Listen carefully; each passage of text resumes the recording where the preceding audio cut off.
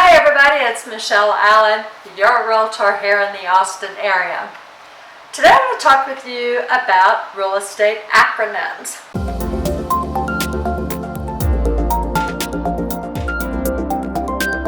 We're not talking about JK, LOL, or TBT or any of those everyday acronyms that we like to use. We're talking about real estate acronyms. These are things that if you hear them, you'll understand what we're talking about, okay? So one of the first ones is your annual percentage rate. Your annual percentage rate consists of the annual cost of what it's going to borrow money.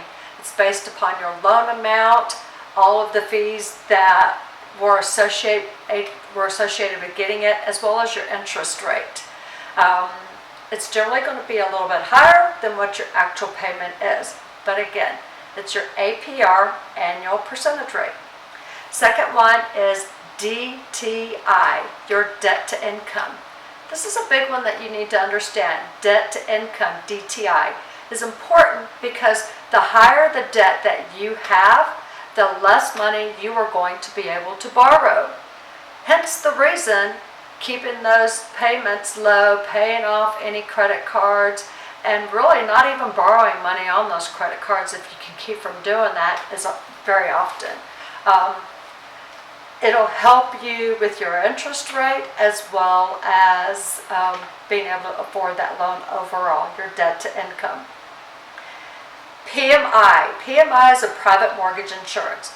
Any time that you do not have at least a 20% equity into the home when you originally purchased it, you're going to have PMI. One thing you need to know though, and this is important, let's say you put down 10-15%. Let's say you bought your home in the Austin area 6 years ago, 7 years ago, and you put down, let's say, 10%. You want to double check and see where your equity is at currently, because once your equity reaches 20%, and keep in mind some lenders require a 25% equity change if you haven't done the 20% down when you originally purchased your property. But let's say you have a 20% equity in your property now, you can actually contact your lender and ask them to remove that PMI, unless of course it's an FHA loan. Now, let's talk about FHA. FHA is Federal Housing Administration. That is the governing agency that does like the FHA loans, which requires 3.5% down, or even FHA 203K. FHA is that Federal Housing Administration, and they also do government-backed loans. PITI is your principal, interest, property taxes, as well as your insurance. Those are the components that make up your home payment. Again, principal, interest, property taxes, and insurance, PITI. CMA. So a CMA is a comparative market analysis. This is not to be confused with an appraisal. As a realtor, when I prepare an estimated value for a property, I am doing a comparative market analysis. We are not allowed to play appraiser nor a lawyer for that means, but that's a whole other topic.